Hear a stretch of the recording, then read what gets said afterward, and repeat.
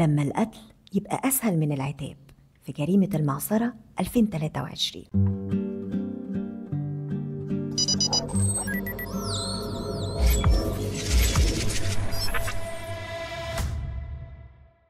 في يوم 21 أكتوبر سنة 2023 الدنيا كانت هادية خالص في منطقة المعصرة جنوب القاهرة. الجو كان عادي، لا في حاجة غريبة ولا أي حاجة تدل إن في مصيبة هتحصل، لكن في الحقيقة إن في واحدة ست كانت ناوية على كارثة. الساعة كانت حوالي 9 الصبح لما سعاد اتصلت بجوزها رضا وقالت له أنا في البيت، تعالى بسرعة في موضوع مهم لازم نتكلم فيه. رضا اللي كان شغال سواق على عربية نقل صغيرة ساب شغله وجري على بيتهم، لأنه افتكر إن في أي حاجة أو في مشاكل مع العيال أو أي مشكلة بتحصل زي كل البيوت. بس اللي كان مستنيه هناك ما كانش خلاف، ده كان فخ. سعاد كانت قاعدة مستنياه ومعاه ابنها اللي من جوزها الأولاني أحمد، شاب عنده 19 سنة. كان قاعد ساكت ومتحفز وعينيه بتلمح بخطة شيطانية. أول ما دخل رضا الشقة قعد معاهم وبدأوا يتكلموا. سعاد كانت بتتهمه إن هو بيخونها وإنه مش بيصرف على البيت وإنه بقى بيبات كتير جدا بره البيت. رضا حاول يهديها ويقول لها أنا تعبان من الشغل وبحاول أجيب لقمة العيش للبيت، مش ناقص كمان خناقات وقرف في البيت. لكن سعاد كانت مخططة لحاجة أكبر من الخناق. فجأة وهي بتزعق ادت الإشارة لابنها، راح الولد ماسك السكينة من المطبخ ورايح ناحية رضا وفضل يضرب فيه من غير رحمة، طعنة ورا طعنة في كتفه وفي بطنه وفي رقبته. رضا وقع على الأرض بين الحياة والموت وهو بيصرخ وبيقول بتعملوا كده ليه؟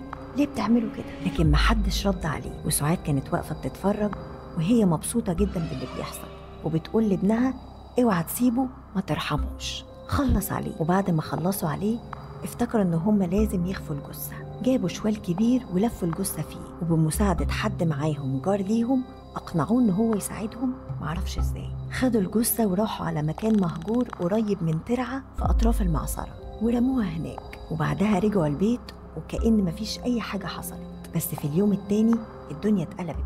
واحد من الجيران شاف الشوال المرمي ده وطالع منه ريحة غريبة، بلغ الشرطة والشرطة وصلت هناك ولقوا جثة رضا وهي متفحمة ومطعون فيها أكتر من 10 طعنات، وكان باين عليها آثار محاولة حرق علشان يخفوا ملامح الجثة تماما. التحريات بدأت على طول، مين آخر حد شافه وكان فين يوم الحادث ومين اللي كان على خلاف معاه. وبسرعة الشك راح ناحية سعاد، خصوصا إن الجيران قالت إن كان في صوت خناقة عالي جدا عندهم قبل الحادث. الشرطة استدعتها وسألتها.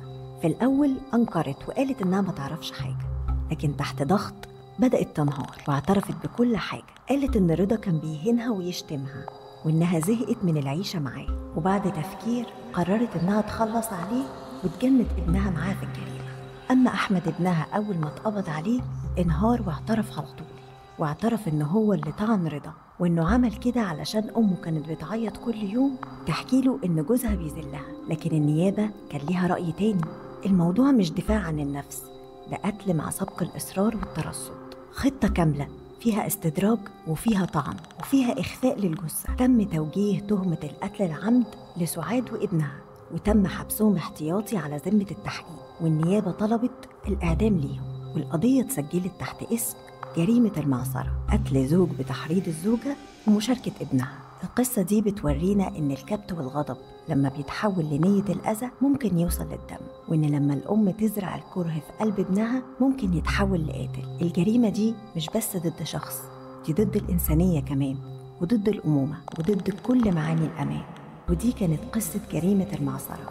قولولي لو في حد بيعاملكم بأسوأ، هل القتل هو الحل ولا في دايما طريق تاني؟